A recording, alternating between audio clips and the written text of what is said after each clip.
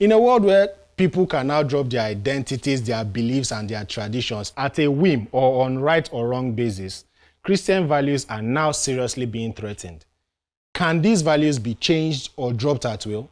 When we come back from this short break, we'll be meeting our guest and we'll be talking about the topic, Christian values. In case you don't already know, my name is Chima, and welcome to Catholic Faith Forum.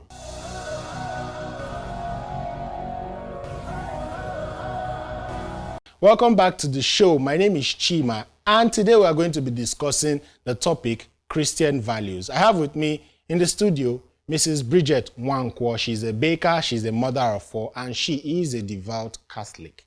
Welcome to the show, Miss. Thank you very much. Very happy to be here. I'm happy to be here. All right, so I believe that we are ready to, discuss this, begin. Awesome. All right, so first things first. What are values? What are values to you? What do you believe they are?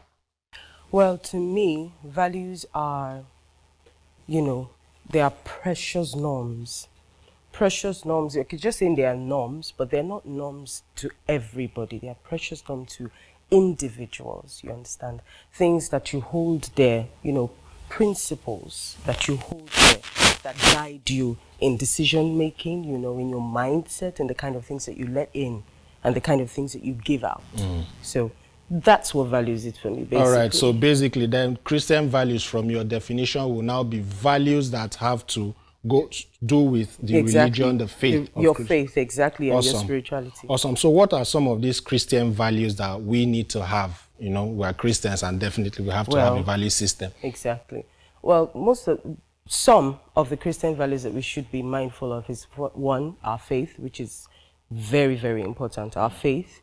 And then with regards to how it relates to the society, your service, output, how you can, relate to the community, the people around you, family, relationships, keeping them up to, up to the right standards, you understand, with regards to how the scripture advises us to keep these relationships and, boundaries and responsibilities, you understand, with others. So basically, if we are to say, okay, our Christian values are basically, say, feeding the hungry with regards to the corporal works of mercy, then we are supposed to make sure that we don't keep a blind eye to people around us. Some people think it's only to people who are on the streets begging, but it doesn't have to be that. Could just be your neighbor. It could be your neighbor, exactly. Somebody could be hungry, like seriously hungry, like during the pandemic when it was really serious, during the lockdown, a lot of people were hungry and the government was hiding in Dominican. My dear, what do? We can't change that. But you can do your own individual work, your own service, your own responsibility with regards to caring for the people around you. So the main work there is not to keep your eyes closed and stay shut up in your home, but to try and see how you can try and peep through around you and see the people you can help, which is part of your service to the community and in a way to yourself and to God, you understand? Because you can't be loving God without loving others. True. So looking at the world today, when, like I said at the beginning of the show, people now decide to, just up and say, okay, I'm no more this person, I'm now this person. Do you think that our Christian values are enough to keep us going? Or do you think there's some form of adaptation to be had or done? Oh, well, that's a tricky one. I say that because ordinarily one would say, oh, let's add this, let's remove that, so that we can fit into the 21st century norms, But in all honesty, there is nothing you're looking for in this life, I have discovered in my little journey in life. There's nothing you're looking for in this life that is not put in the Bible, that you don't have a way out in the Bible. And thank God for our Catholic faith. A lot of things are, encompassed around all the, principles, the rules and regulations, the do's and don'ts, the commandments, both of the church and that in the Bible too. So it is difficult for one to say, okay, let's change it, or let's modify it, or let's remove some of them. Because in all honesty, if you follow it through the way you should, you find out that you're actually blending in. And all the different changes going on, it would hardly touch you. It would hardly have an effect on you to the point of saying, I want to change my identity. I want to change this or that. Awesome. So let's look at the value of community now. We being Christians, one of the biggest things that is important to us is community. So how much do you think we should, adapt our life right now, looking at how community is defined in the Christian sense? How much do you think we can adapt our life to be able to, fit in to the new world? Okay, well, in one of the things that seems not so easy in life, both to animals and insects and inanimate things, it's adaptation. Adaptation. A lot of things go extinct because they cannot adapt to the new norm or whatever it is. And that's why we find today a lot of people decide on their own to go extinct. They just go AWOL. They're existing, but it's as if they're not existing. They're not participating, they're not contributing, they're not even being having any positive effects into their own lives about what's going on in the community. And I think one of the basic things any individual, especially a Christian, can do to be able to fit into the community is to just hold on, and really exhibit, carry out, practice the different provisions that have been made by the church and by God in the Bible. You understand? Yes, Holding I do. on to different. For instance, I found myself in a situation in the month of June where it was so difficult. I had to decide whether to save my marriage or to save my career. You understand? And in the world of today, we know that career is important. You know that everybody wants to have an identity. Oh, for instance, you say, she's a baker, and somebody else say, I'm a banker, or I'm a this, or I'm a that. So you want to have an identity. You don't want to just sit down and today to call yourself a housewife is like an insult, So basically, you find yourself in that situation. I found myself in that situation, and I had to pause for some time and ask myself, okay, what exactly is the first time I actually did that? I used to hear priests say, ask yourself, what would Jesus do? But at that point in time, I had to ask myself, what would Jesus do? And then I had to go through some scriptures, do some prayers, go to the Blessed Sacrament to pray. And God, in his infinite mercy, gave me directions. Not that he came and said, go left or go right, but he gave me directions with regards to the scripture. And then I knew, okay, fine. There are ways to actually curb situations, make sure they don't go out of hand, but at the same time, you're saving your marriage and you're saving your career. Awesome. None of them have to suffer. All right, thank you for that. But we want to go on a little break now, just a little water break, so that we can catch our breaths. And when we come back, we'll be looking more into the topic. Stay with us.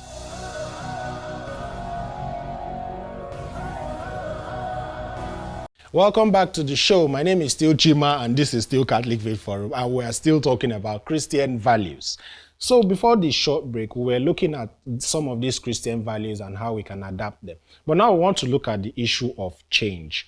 You mentioned earlier that adaptation, change, basically is one of the hardest things for any living thing to bear. But how can we actually change in such a way that we do not lose our core? How can we do that as Christians so that we won't lose our core, which is our values?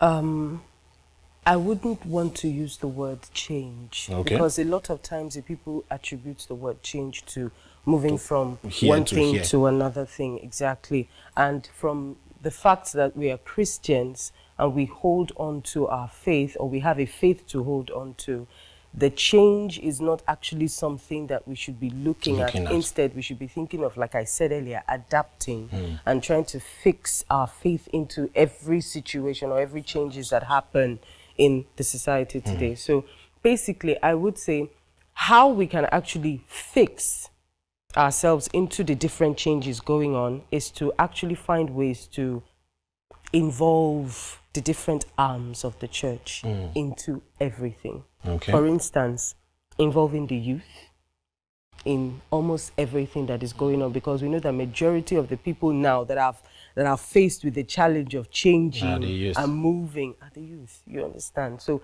involved, just like this forum, this is a wonderful way to actually get the youth involved in what's going on in church. How many youths actually know what the corporal works of mercy are? True. How many? Exactly. So when you get them involved, they get to know, they get to understand.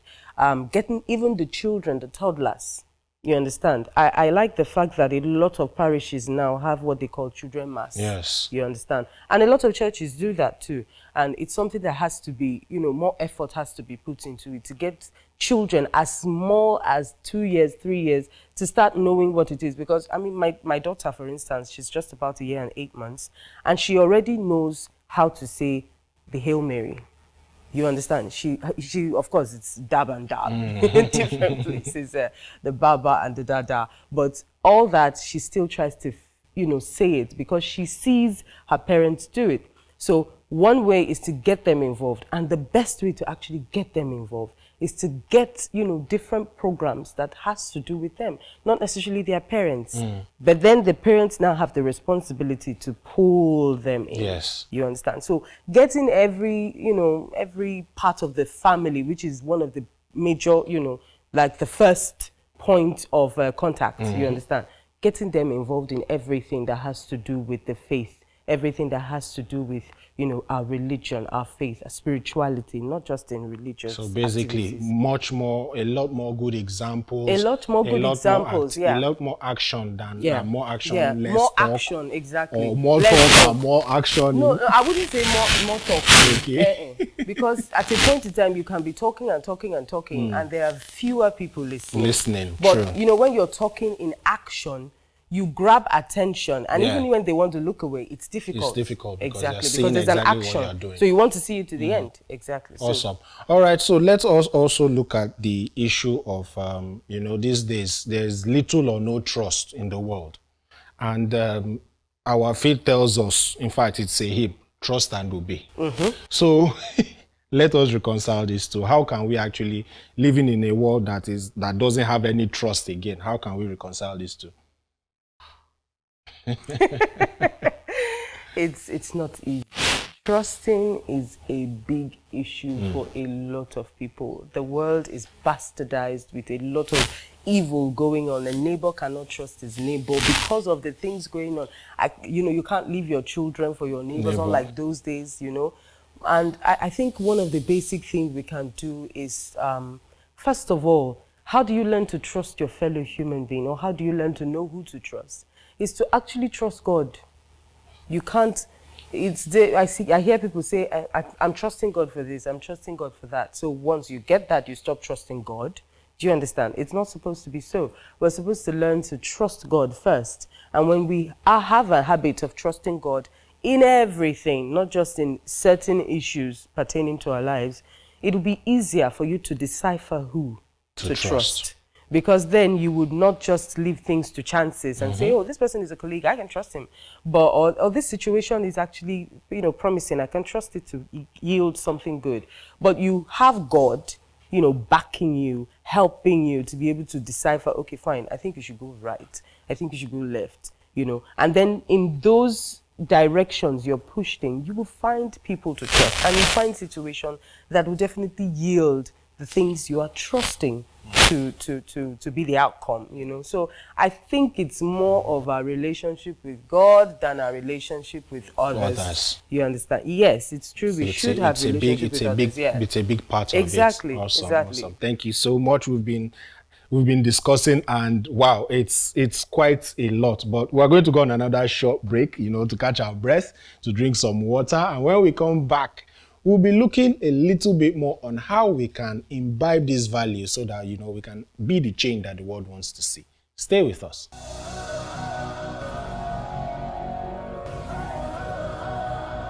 Too much prayer. Prayer can never be too much because Jesus himself kept praying and praying and praying. He was always praying. Prayer can never be too much because prayer is a relationship with God, and the presence of God can never really be too much. You see, praying is talking to God. Some people say, in simple terms, talking to God and God talking to us. And sometimes after all that, you sit down and enjoy the presence of God. So prayer can never be too much. Can never be too much.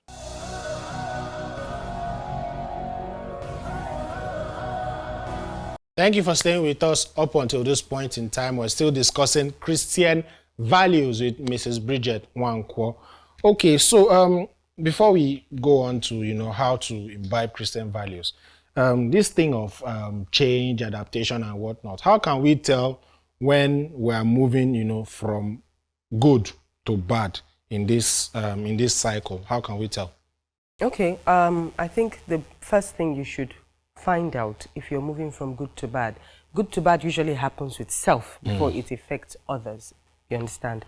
And the questions you ask yourself is, okay, whatever decision I'm making, whatever, practice I'm taking, or whatever attitude I want to exhibit, what exactly is the purpose?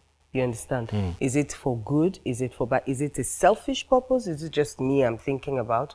Or is it something that is going to definitely have an effect somehow in the long run, positively to others or negatively to others? Because whatever affects you, there's an exhibition, and then it goes out to other people. So first of all, it is to ask yourself, what's the purpose? And then the second question is it the right purpose in the eye of God and in the eye of man? You understand? Hey, to people's eyes, it could be right, but then in God's eyes, it could be wrong. So it's always important to ask those two questions and be honest with yourself. Very true. A lot of people are not honest with themselves. Oh, it's good now. I'm not doing it for the it's good, Joe. And then you go on and you find yourself hidden around. So self-honesty seems to be like one of the hardest things for people to grasp these days. Very difficult. Well, let's just hope that people will finally open their eyes. That's the best you can do. All right. So, if you have any practical tips, we would like you to share them on how we can imbibe Christian values. Okay, practical tips. Well, for me, the first thing to do is imbibing Christian values is knowing the Word of God first. And you can't know the Word of God if you do not have that openness to actually know God. Yep. You understand? And then from there, you have to also move on to knowing your faith. As a Catholic, you have to know your faith. What does the church teach? What are the things that I'm supposed to be doing? Am I a communicant? Do I go for the sacrament of reconciliation? I mean, I know people who have stayed 2 years, 3 years, and they've not visited the church for confession once. And they only come when it is time for Easter. That is if they will not. No, it's true. It's true. The light show is very fun to see now. Exactly. So first of all is to actually know your faith and practice your faith. Don't just sit down and say, I'm a Catholic. You're just a bencher. You're not a Catholic, if you're not practicing it. And practicing it doesn't end in coming to church. It also goes forward to do the things that will affect other people around you, which is the community, like we earlier stated. Then another thing is the daily practice you imbibe, the daily procedures you take to actually make sure that you are staying there. You can start it, but there are lots of wind that blow in the world today that can blow you off the track. You understand? If you're not careful, you just find yourself that 1 month, 2 months, you've not done anything here. So it's always important to you have a daily setup for yourself, daily standards. Set standards for yourself. You can reflect and everything. Set principles for yourself. Set standards for yourself that will help you in your daily walk with God, with human being, with yourself, to be able to keep up the values, keep up the standards, keep up the principles that you have already set. You understand? And that has been set for you both by the church and by the Bible. And one more thing I would like to add to that is that we should actually encourage both the church and both our schools and everybody to actually take moral instruction seriously. Very important. Because a lot of people are now, there's no moral. There's no moral. There are no more morals anywhere these days. You can only find them in places, in bits and pieces. And people are now, how will I put it, sensitive, overly sensitive, that if you say one thing, they will cancel you and everything. So the church should actually pick up moral instruction again, so that everybody, if possible, say that every mass, moral instructions, this and that. Yes. All right. Thank you so much, Mrs. Bridget. I'm very grateful, and we are grateful that you have come on our show. Thank you Thank for you. doing this with us. All right, our saint of the week is Saint Raymond of Peñafort. Saint Raymond of Peñafort is one of the most popular Dominican saints in the church today, and he worked to aid Christian captives during the era of the Crusades and also helped to compile the church's legal code, which the church still abides by today. He is a contemporary of St. Thomas Aquinas, another great Dominican saint, whose feast day is later this month. In fact, this month is the month of the Dominicans, so make sure you keep on subscribing to Dominican Media Presents for great content. All right, St. Raymond of Peñafort was also influential in a few of St. Thomas Aquinas' writings, and we all know how that turned out. St. Thomas Aquinas is one of the most popular writers and doctors of the church. St. Raymond of Peñafort died a centenarian in the year 1275 and was canonized in 1601. He is the patron saint of lawyers. That's our saint for the week, but before we leave, we're going over to the Know Your Faith team for today's episode. Stay with us.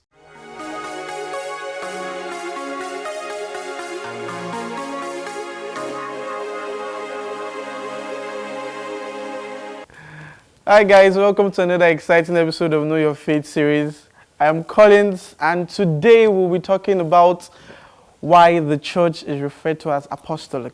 Now, also during the creed, we say I believe in one Catholic, apostolic church, and these are things that we just say, and you really have to understand the basis of this thing. So on today's episode, I'll be giving to you reasons why we refer to the church as apostolic. Now in Ephesians 2 verse 20, the church is apostolic in her origin because she was built on the foundations of the apostles. I mean, that just makes sense. The apostles were the first, with St. Peter being the first, the head of the church at the time. And since then, we've had successions of the teachings of the church and on and on. Secondly, the church is apostolic in her teachings, which is the same as that of the apostles. We've talked about on previous episodes the sacred traditions and how they are passed down. Sacred traditions are the teachings passed down from the apostles down to the popes, to the bishops, on and over the years, basically. Another reason is that she's apostolic by the reason of her structure. She was taught, sanctified, and guided until Christ returns by the apostles and their successors. The successors are the popes, the bishops, our priests. So all the teachings that we have today were the same teachings that we had from years back, as far back as St. Peter being, just succeeded down the line. The word apostle actually means one who is sent. And from the gospel, we know that Christ in Matthew sent his apostles to go out to the world and spread the gospel during what we call the Great Command. So he sent them out to go out and make sure they spread the gospel all around the globe. Now the church still carries this command till date. And that's how we come about the apostolic succession, which is basically passing down of the teachings of the church from the apostles down to the present popes and bishops. Now the apostolic nature of the church has three biblical meanings. First, it is historical. Like I said, it is focused on it was founded on the historic, apostles, the first. Second is, it is doctrinal. We are called to be faithful to the teachings of the apostles. Okay? And finally, it is missional. We are supposed to carry out or carry forward these teachings that we have learned from the church. On another episode of KYF, we'll be talking about the need to spread the gospel. So to speak in a sense, the church is apostolic. Another way of saying it is that the church is missional. And that's only right, because the church's main focus is to try to, spread the gospel as far or as wide as possible. So that's it for today, guys. I hope that you've been able to understand this key element of the creed, and that when you're asked, you're actually able to explain to someone.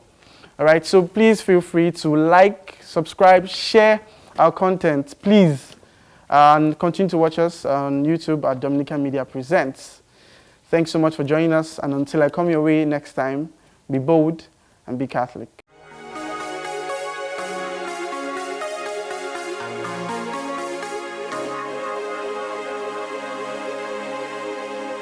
Thank you to the Know Your Faith team for that insightful episode. I hope you've been able to pick one or two things about the Catholic faith. Don't forget that this episode and other episodes of Catholic Faith Forum will be available on our YouTube channel, Dominican Media Presents. In case you missed any part of this show, you can catch it later tonight when it goes live on our YouTube channel.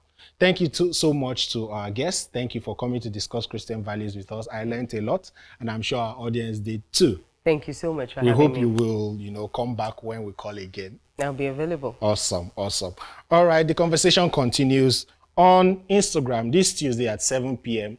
using the hashtag CFF chatroom. Our question for the week is, should Christian values be fluid or not? Let us know your thoughts. What do you think about this question? What are your answers? Share them on our Instagram page using the hashtag CFF chatroom. We would love to read from you. And you can also follow us on every other social media with the same handle at CFF on TV. If you enjoyed this content and you would like to sponsor Dominican Media, please call the number showing on your screen right now or visit our website, dominicanmediang.com.